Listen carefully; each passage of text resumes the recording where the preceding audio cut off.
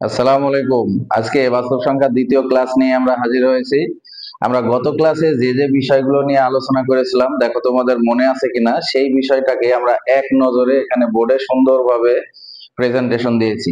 যেমন গতদিন দেখো আমরা বাস্তব সংখ্যার ক্ষেত্রে বলেছিলাম যে আমাদের চোখে দেখি খাতায় লিখে প্রকাশ করতে পারি এরকম সব সংখ্যাগুলো হচ্ছে বাস্তব সংখ্যা।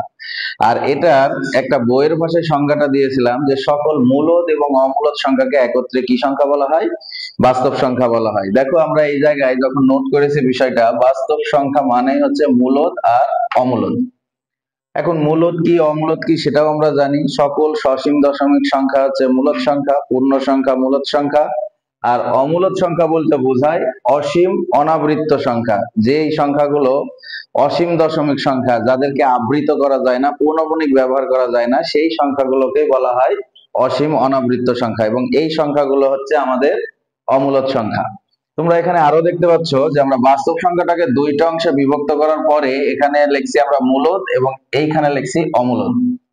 মূলদ সংখ্যা আমরা গত দিনের সংজ্ঞায় শিখছি যে সংখ্যাকে পি বাই কিউ আকারে প্রকাশ করা যায়, যে সংখ্যাকে ভগ্নাংশ আকারে প্রকাশ করা যায় সেটাই হচ্ছে মূলদ সংখ্যা। তাহলে মূলদ সংখ্যাকে আবার দুইটি অংশে সুন্দরভাবে ভাগ করা যায়। দেখো, একটা হচ্ছে পূর্ণ সংখ্যা আর একটা হচ্ছে ভগ্নাংশ সংখ্যা। তাহলে পূর্ণ সংখ্যা কারা, আমরা এটাও গতদিন শিখেছি, ইন্টিজার নাম্বার বা পূর্ণ সংখ্যা। পূর্ণ সংখ্যা বলতে আমরা জানি যে 0 থেকে শুরু করে 1 2 3 4 5 যতগুলো সংখ্যা আছে এগুলো যেমন পূর্ণ সংখ্যা বলা হয়, তেমনি -1 -2 -3 এই ঋণাত্মক সংখ্যাগুলোকেও পূর্ণ সংখ্যা বলা হয়। তোমরা এখানে দেখতেই পাচ্ছ পূর্ণ সংখ্যার মধ্যে আবার তিনটা অংশে বিভক্ত হয়েছে। তার মধ্যে দেখো আমাদের প্রথম অংশটা হচ্ছে ধনাত্মক সংখ্যা।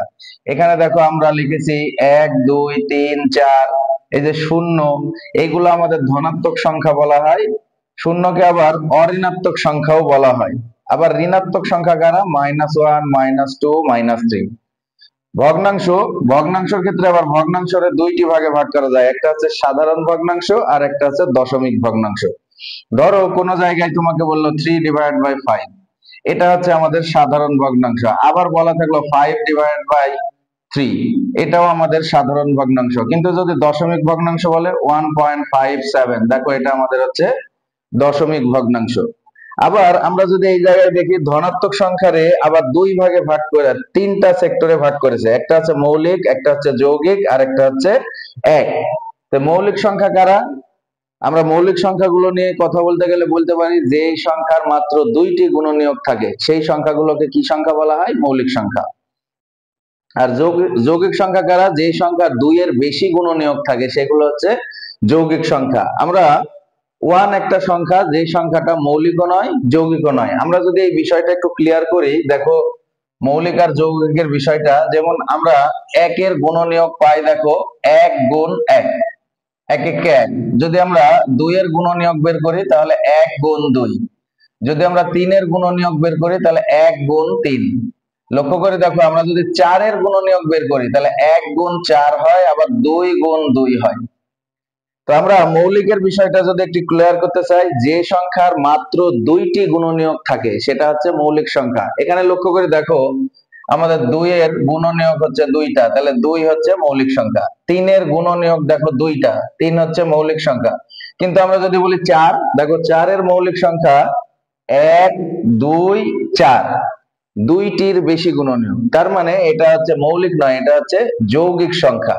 এইভাবে আমরা 5 যদি বের করি, 5 এর দুইটা গুণনীয়ক, তাহলে এটা মৌলিক সংখ্যা। 6 বের করলে 6 এর গুণনীয়ক হয় 1 6 2 3, চারটা, তার মানে এটা হচ্ছে আমাদের যৌগিক সংখ্যা। তো একটা বিষয় থেকে যায় শুধু, দেখো সেটা হচ্ছে 1, 1 এর গুণনীয়ক বের হয়েছে দুইটা, কিন্তু দুইটাই সেম সংখ্যা, সেটা হচ্ছে 1। যার কারণে যেহেতু 1 এর একটা গুণনীয়ক, তার জন্য এটা মৌলিকও নয় যৌগিকও নয়। তাহলে আমরা দেখতে পেলাম ধনাত্মক সংখ্যার দুইটা অংশ, একটা হচ্ছে মৌলিক একটা হচ্ছে যৌগিক, আর 1 মৌলিকও নয় যৌগিকও নয়। সাধারণ ভগ্নাংশের মধ্যে আমরা দেখো সাধারণ ভগ্নাংশটাকে আবার দুই ভাগে ভাগ করা যায়, একটা হচ্ছে প্রকৃত ভগ্নাংশ আর আরেকটা হচ্ছে অপ্রকৃত ভগ্নাংশ। এখন তোমরা বলতে পারো স্যার প্রকৃত ভগ্নাংশ কোনটা, দেখো আমি সাধারণ ভগ্নাংশ লেখার সময় দুইটা বিষয় এখানে নোট করছি। যেমন প্রথমত দেখো আমরা এটা লিখেছি 3/5, যে ভগ্নাংশে লব ছোট আর হর বড় হয় সেটাকে বলা হয় প্রকৃত ভগ্নাংশ, এবং যে ভগ্নাংশের লব বড় হয় এবং হর ছোট হয় সেটাকে বলা হয় অপ্রকৃত ভগ্নাংশ। আর এই অপ্রকৃত ভগ্নাংশের আর একটা রূপ হচ্ছে তোমার মিশ্র ভগ্নাংশ। বলতে পারো কেন, দেখো আমি এই জায়গায় বিষয়টা একটু ক্লিয়ার করি তোমাদের। যেমন তোমাদেরকে সাপোজ দেওয়া আছে 5/3। এই 5/3 যেহেতু লবটা বড়, আমরা 5 রে যদি 3 দ্বারা ভাগ দিই তাহলে দেখো 3 এককে 3, আমাদের অবশিষ্ট থাকে 2। তাহলে আমাদের 3 সমস্ত এটা হয় 1 সমস্ত 3/2। লক্ষ্য করে দেখো, এটা যেমন অপ্রকৃত ভগ্নাংশ, এবং অপ্রকৃত ভগ্নাংশটারে ভাগ দেওয়ার পরে যে আকারটা পাওয়া গেল সেটাই হচ্ছে আমাদের মিশ্র ভগ্নাংশ। তাহলে আমরা দেখলাম সাধারণ ভগ্নাংশ দুই ধরনের হয়, প্রকৃত এবং অপ্রকৃত। যার লব ছোট হর বড় সেটা হচ্ছে প্রকৃত, আর যার লব বড় হর ছোট সেটা হচ্ছে অপ্রকৃত। অপ্রকৃতরই আর একটা রূপ হচ্ছে মিশ্র ভগ্নাংশ। এবার আসি আমরা দশমিক ভগ্নাংশ। দেখো দশমিক ভগ্নাংশ মানে সরাসরি দশমিক গুলো দেখা যাবে। এখন দশমিক ভগ্নাংশ আবার দুই ভাগে বিভক্ত। দেখো একটা হচ্ছে সসীম আর একটা হচ্ছে অসীম অনাবৃত্ত। অসীম অনাবৃত্ত, অসীম অসীম অনাবৃত্ত নয়, অসীম আবৃত। তাহলে এটা দেখো আমাদের সসীম দশমিক সংখ্যা। কেন? এটা পয়েন্টের পরে 5, 7 দুইটা সংখ্যা গুণে শেষ করা যায়, তার মানে সসীম। কিন্তু এইটারে আমি যদি বলতাম 1.575757 ডট ডট ডট, দেখো এটা কিন্তু আমাদের অসীম সংখ্যা। দশমিকের পরে গণে শেষ করা যায় না, তার মানে এটা হচ্ছে অসীম সংখ্যা। কিন্তু অসীম হলেও সেটার একটা প্যাটার্ন বিদ্যমান আছে। যেমন আমরা দেখছি যে পয়েন্টের পরে সবসময় এটা 575757 আকারে বৃদ্ধি পাচ্ছে, তার মানে এটাকে বলা হয় অসীম আবৃত সংখ্যা। এই একই মান পর্যায়ক্রমে বৃদ্ধি পেলে তাদেরকে আবৃত করতে হলে আমরা জানি পৌনঃপুনিক ব্যবহার করতে হয়। এই যে 5 এর উপরে 7 এর উপরে যদি পৌনঃপুনিক দিই তাহলে এটাকে বলা হয় অসীম আবৃত সংখ্যা। তাহলে দশমিক সংখ্যা দুই ধরনের হয়ে থাকে, একটা হচ্ছে সসীম আর একটা হচ্ছে অসীম।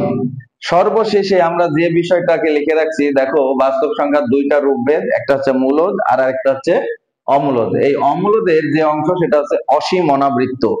অনাবৃত্ত মানে যেটাকে আবৃত করা যায় না, আর অসীম মানে আমরা বুঝতে পারছি পয়েন্টের পরে অসংখ্য মান। তাহলে এটা অসীম কিন্তু দেখো আবৃত, তার জন্য এটা মূলদ হয়েছে। কিন্তু অসীম অনাবৃত্ত কোনগুলো? যে সংখ্যা ধরো সাপোজ 5.793 দিয়ে ডট ডট দিয়ে দিল, এখানে পয়েন্টের পরে এত মান আছে যেগুলো আমরা গণে শেষ করতে পারি না বা প্রকাশ করতেও পারি না, কি আছে সেটাও তো জানি না। কিন্তু দেখো এইটারে তুমি যে আবৃত করবা সেটাও সম্ভব না, কারণ পরের মানগুলো সবগুলো আলাদা আলাদা। 793 সম্পূর্ণ আলাদা, যার কারণে এদেরকে আবৃত করা যায় না, তাই এরা হচ্ছে অসীম অনাবৃত্ত।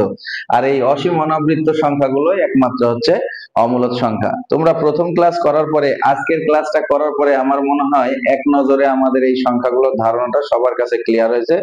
সবাই ভালো থাকো, সুস্থ থাকো এবং আমারে সাপোর্ট করো। আসসালামু আলাইকুম।